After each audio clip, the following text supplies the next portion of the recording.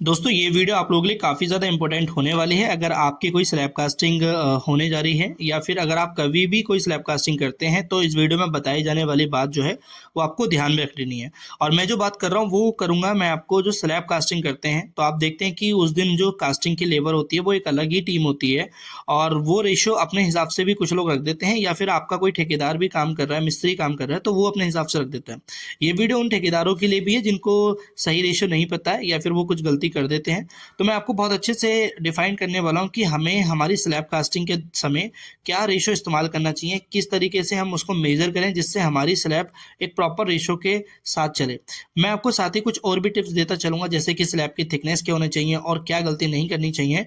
अगर आपको बहुत ज़्यादा कंप्लीट डिटेल वीडियो देखने तो आप चैनल पर विजिट करेंगे तो आपको बहुत सारी स्लैब से रिलेटेड वीडियो मिल जाएंगी। बट यहाँ पे मेरा मोटिव था आपको समझाना कि स्लैब कास्टिंग के लिए रेशियो हम क्या रखें, जो कि मैं देखता हूँ कि कुछ लोग कुछ भी रेशियो डाल देते हैं, किसी में वो एग्रीगेट ज़्यादा कर देते हैं तो किसी में वो सैंड बालू गिट्टी कम कर देते हैं, इस तरह की चीज़ें करते हैं। साथ ही मैं आपको अगर और चीज़ बात करूँ तो आपको कंडक्टिंग पाइप के दौरान भी हमें बहुत सी चीज़ें ध्यान रखनी है, वो भी आगे बताएंगे। बट उससे पहले हम बात कर लेते हैं, जब आप कोई भी स्लैब कास्टिंग का कंक्रीट रेशियो बनाते हैं तो हमें उसमें रेशियो यूज़ करना है M20।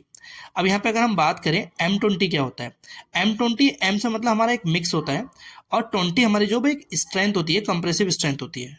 अगर मैं इसको एक भाग में बांटूं कि भाई इसमें M20 में तगाड़ी बालू कितना होगा, सीमेंट कितना होगा, तो एक होगा हमारा सीमेंट और 1.5 पार्ट होगा हमारा सैंड और 3 पार्ट होगा हमारा एग्रीगेट। अब यहाँ पे एग्रीगेट को मैं थोड़ा सा बताना चाहूंगा कि एग्रीगेट में 20 mm और 10 mm आपको हमेशा दोनों इस्तेमाल करनी चाहिए। अब आप कहेंगे कि भाई 10 mm कितना होना चाहिए, तो मैं आपको ऊपर दिखा देता हूँ। 10 mm जो है 20 mm का 1/3 पार्ट होगा, यानी कि एक तिहाई। अगर 3 तागड़ी आप अपना एग्रीगेट 20 mm डाल रहे हैं, जिसमें एग्रीगेट डाल रहे हैं, तो एग्रीगेट में 20 mm की दो रहेंगी और एक रहेगी 10 mm।